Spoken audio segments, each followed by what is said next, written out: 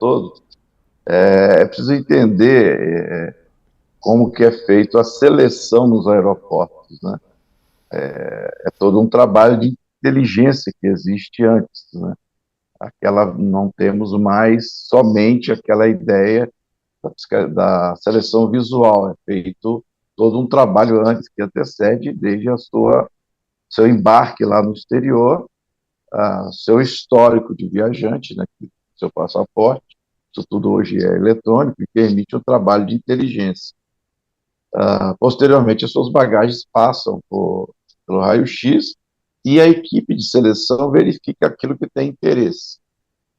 Daí viu-se que, logicamente, as joias chamaram a atenção. Provavelmente o outro pacote, um relógio, talvez, por ser algo mais comum, não tenha chamado a atenção, ia na bagagem de outro passageiro. Se fosse do mesmo passageiro, provavelmente teria sido selecionada para inspeção física, mas era de outro. Então, neste outro, a seleção não viu interesse naquele momento. Selecionada para inspeção física, aí sim vai se conversar com o passageiro para saber informações a respeito daquilo, e foi aquilo que a gente tem repetido. A ideia de que era um presente para o governo brasileiro foi oportunizado ao passageiro. É um presente para o governo brasileiro? E o passageiro disse sim, não. E o ministro veio e confirmou que não.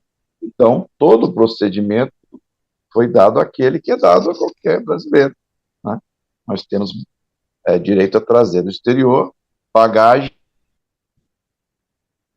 sem pagar imposto. E o que exceder, um tributo de 50%. Se por acaso você escolhe o caminho nada a declarar e naquele momento você é selecionado, você então pode pagar mais uma multa de 50%. Se você não pagar naquele momento, ultrapassado 30 dias, a multa passa a 100% do valor do imposto. Então, esse foi o tratamento dado, né? Após o termo de apreensão, como é que funciona, né? As pessoas têm curiosidade. Após o termo de apreensão, é lavrado um outro documento, chamado auto de infração, que é o documento mais elaborado, e é oportunizado a defesa ao passageiro, explique a situação, ou pague o imposto. Isso foi feito, isso não foi esclarecido, e o delegado da alfândega aplicou, então, a pena de perdimento, que é quando o passageiro perde a mercadoria para a União, passa a ser da União. Passo seguinte, vem a destinação, né? Tem 4 maneiras de você destinar. Você pode destruir algo que faz mal à saúde, você vai destruir. Você pode incorporar o patrimônio público para um uso, mas tudo, como é no serviço público, né, como tem que ser, precisa ser justificado e documentado. Não basta alguém apenas falar, né? Uhum. Precisa ser documentado. Agora, eu fiquei com Então, uma dúvida. Eu achei muito interessante quando o senhor abriu e falando, porque a gente estava com essa dúvida, né? Como é que funciona essa pessoa que é escolhida? Porque eu até brinquei aqui com o Josias e com o César, que a gente tem as duas filas no aeroporto. A fila bens a declarar tá sempre vazia. E a galera passa com aquelas malas lotadas, não sei o quê, e a gente não sabe, claro, o que tem dentro. E a gente fala, é engraçado, por que às vezes o fiscal vai lá e fala, você? E escolhe a pessoa, né? E aí tem essa questão, porque na mala tem alguma coisa. Essas malas, elas passam por raio-x sem o passageiro estar junto, e aí quando o senhor diz, isso é um trabalho de inteligência, quer dizer, o fato de vir justamente de um país onde tem muitas pedras preciosas, onde tem joias, também é algo a levantar suspeita. O que faz, né, vocês pararem? Quais são essas informações de inteligência que vocês têm? sim, e é interessante as pessoas também perceberem que são equipes diferentes, até para dar impessoalidade, senão fica parecendo que, ele não foi com a minha cara e me selecionou. Não é assim que funciona. A equipe de seleção é diferente da equipe de conferência física, né? Então, há uma série. A Receita não divulga, na verdade, os critérios, porque senão ficariam inócuos, né, os critérios, né? Mas alguns deles, que são bem comuns, é o passageiro frequente e o conteúdo porque as malas, mesmo não estando na sua presença, elas passam por raio-x. Depois, novamente, podem ser submetidas ao raio-x na presença do passageiro. Mas todas são submetidas, até porque podem ter até materiais perigosos também. Então, essas imagens passam por equipe de seleção.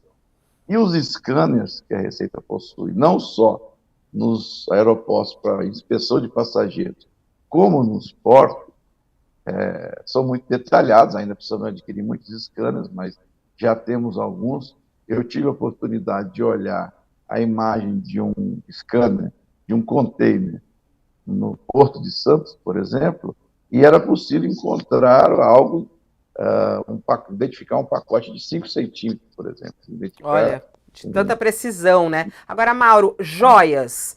Isso chama a atenção dos fiscais? Por que que isso acabou chamando a atenção? Quer dizer, um conjunto de joias, pedras preciosas, era um volume alto ali, um volume que chamou a atenção?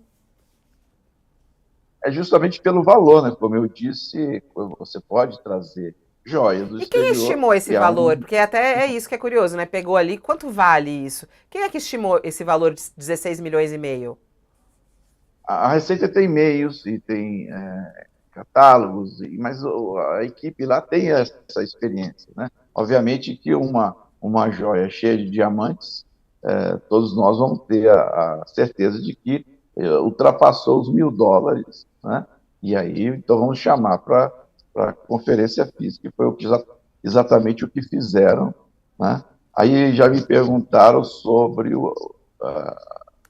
a questão do outro pacote, né? E aí, está regular o outro pacote?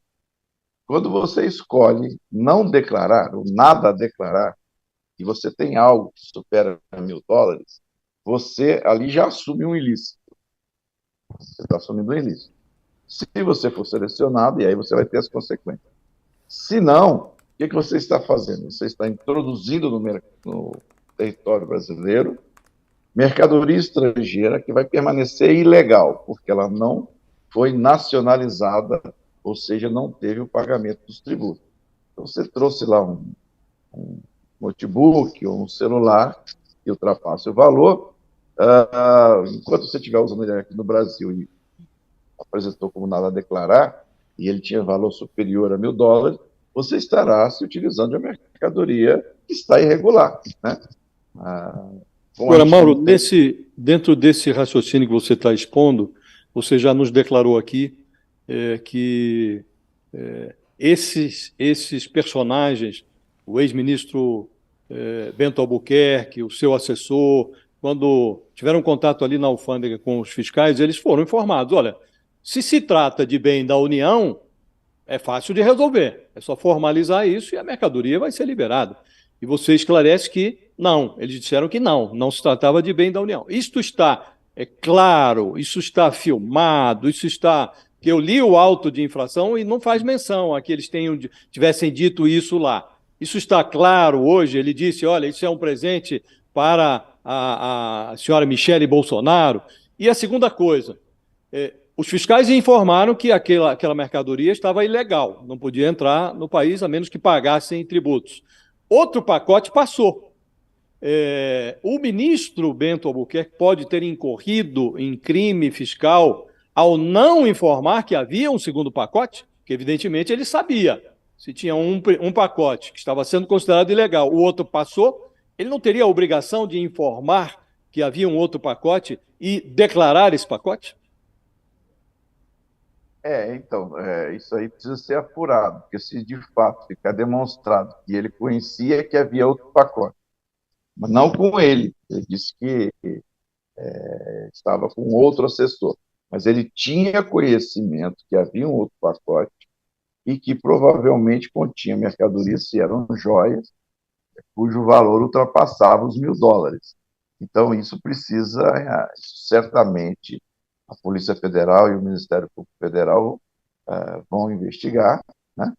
No caso da Receita, qual seria o trabalho? Se a Receita olha, encontra uma fiscalização fora do aeroporto, uma mercadoria que ela entende ser estrangeira, ela aborda o cidadão, isso não está regularizado, ela pode apreender, né?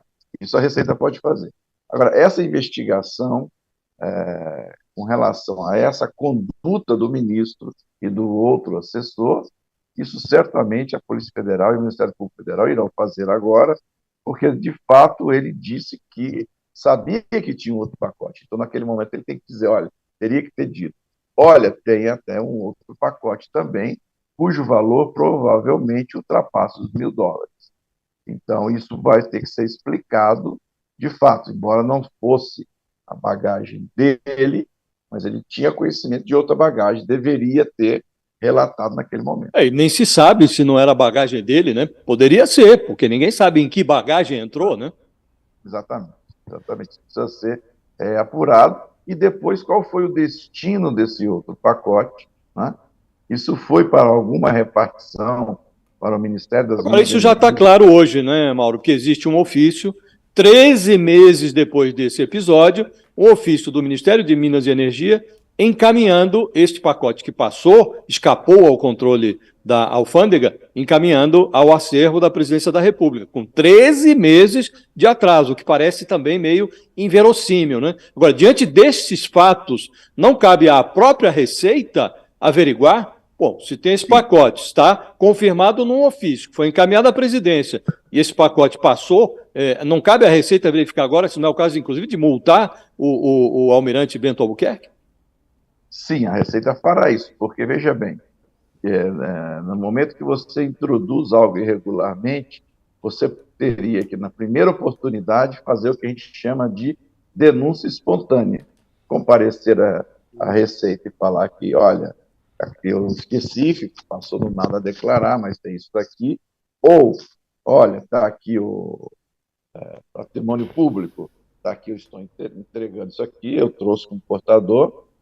Então, a Receita vai querer saber exatamente o que aconteceu do dia que ingressou no país até o dia que foi entregue oficialmente ao patrimônio público, com quem ficou esse material, se houve uso desse material, porque se houve uso, a pessoa se comportou como proprietária. E se comportou como proprietária, ela deve pagar o tributo. Uhum. Porque foi ela que introduziu irregularmente e deve pagar o tributo. A doação posterior torna-se irrelevante, porque aí você usou durante um ano, isso, os fatos terão que ser apurados, mas vamos supor que teria usado durante o ano, e depois doou, né? Aquele termo, na verdade, se houve o uso, é um termo de doação para o poder público, né? Então, E não isso tinha tudo nenhum pedido disso, né? Não tinha nenhuma fala disso, que era uma doação, né, à Presidência da República, porque aí não tem imposto nada, porque vai para o patrimônio público da União, né? E não foi isso. Por isso